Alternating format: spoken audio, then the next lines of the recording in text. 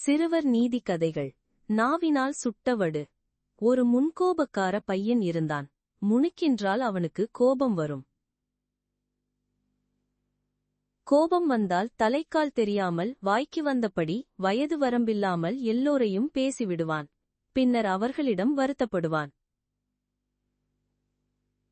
நாளடைவில் அவனை சுற்றுவட்டாரத்தில் பலருக்கு இதனாலேயே பிடிக்காமல் போனது. அவனை தவிர்க்க ஆரம்பித்தார்கள்.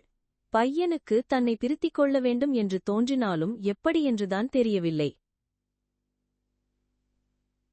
அவனுடைய அப்பா பொறுத்து பார்த்துவிட்டு ஒரு நாள் அவனிடம் ஒரு வாளி நிறைய ஆணிகளையும் ஒரு சுத்தியலையும் கொடுத்தார்.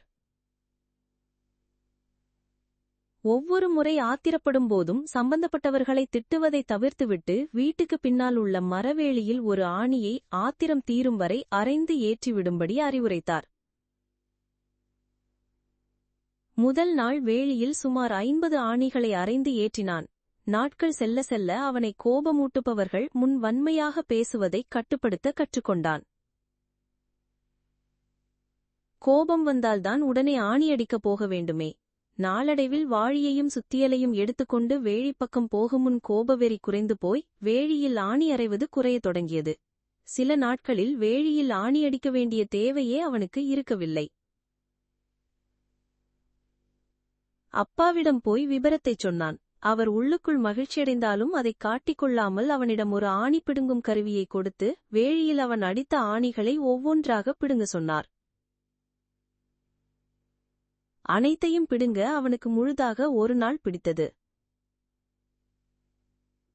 எல்லா ஆணியையும் பிடுங்கிய பிறகு அப்பாவும் மகனும் வேலியை பார்க்கப் போனார்கள். அப்பா வேலியில் ஆணிகளை பிடுங்கிய இடத்தில் இருந்த வடுக்களை மகனுக்கு காட்டி, கோபம் வந்தால் அறிவிழந்து சொல்லும் சுடுசொல்லும் இந்த ஆணியை போனத்தான். ஆணியை பிடுங்குவது போல் நீ பேசியதற்கு மன்னிப்பு கேட்டாலும் அந்த சொல் தைத்த இடத்தில் உள்ள வடு இந்த ஆணி ஏற்படுத்திய வடுவைப் போலவே மறைவது மிகக் கடினம் என்று அவனுக்கு எடுத்துக் கூறினார்.